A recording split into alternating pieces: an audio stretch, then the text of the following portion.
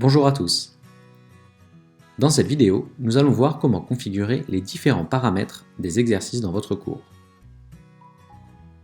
Configurer les paramètres d'exercice vous permet de mieux contrôler la manière dont vos apprenants peuvent répondre à vos questions. Par exemple, changer le nombre d'essais, régler un minuteur entre les essais, modifier le nombre de points par question. Un simple quiz en début de cours pour apprendre à mieux connaître vos apprenants aura probablement des paramètres très différents d'un examen final qui compte pour le certificat. Depuis Studio, ouvrez le cours et l'unité avec l'exercice que vous souhaitez modifier. Si vous n'avez pas encore de composant exercice sur cette page, vous pouvez en ajouter facilement. Notez que les paramètres d'exercice abordés dans cette vidéo ne sont valables que pour les types d'exercices dits classiques, cases à cocher, liste de sélection, etc. Les types de problèmes avancés auront chacun des paramètres uniques en fonction de leur niveau de complexité.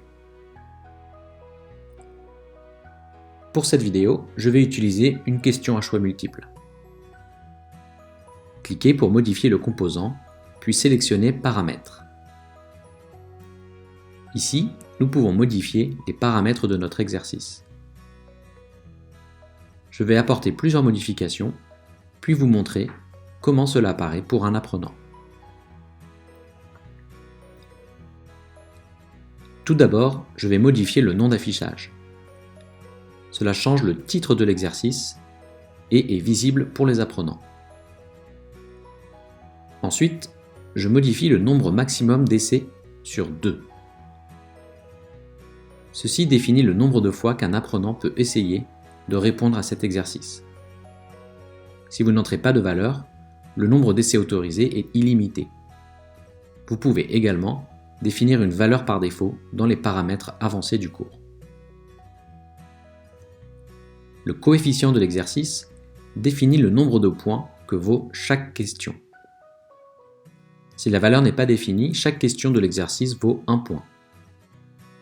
Étant donné que ma question de case à cocher a 2 bonnes réponses, par exemple, je vais mettre un coefficient de 2 points.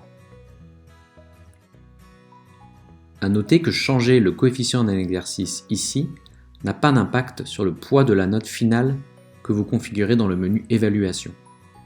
C'est simplement pour cet exercice en particulier. Ensuite, je peux indiquer quand afficher la réponse aux apprenants. Les options pour ce champ incluent Toujours, pour toujours présenter l'option d'afficher la réponse, Répondu, pour afficher la réponse uniquement après que l'apprenant ait répondu correctement, Essayer, pour afficher la réponse seulement après que l'apprenant ait au moins essayé de répondre,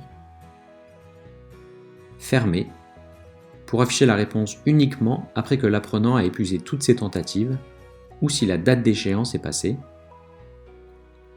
Terminer, pour afficher la réponse seulement lorsque l'apprenant a répondu correctement au problème, ou si l'apprenant n'a plus aucune tentative, ou si la date d'échéance est passée. Correct ou date d'échéance passée, pour en afficher la réponse uniquement après que l'apprenant ait répondu correctement ou si la date d'échéance est passée. Et date de rendu dépassée, pour n'afficher la réponse qu'après la date d'échéance. Et jamais, pour ne jamais afficher la réponse. Plus de détails et de précisions sur ces différentes options sont disponibles dans notre base de connaissances. Pour notre exemple, je sélectionne Terminer, pour que les apprenants puissent voir la réponse et l'explication après avoir utilisé toutes leurs tentatives ou après avoir répondu correctement. Pour ajouter une explication à la réponse, revenez dans l'éditeur et sous la question, ajoutez une explication en sélectionnant l'icône d'ampoule, puis modifiez le texte par défaut.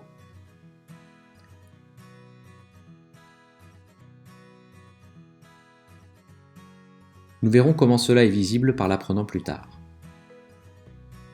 Revenons aux paramètres de l'exercice, et notamment afficher le bouton de réinitialisation, et sélectionner Vrai.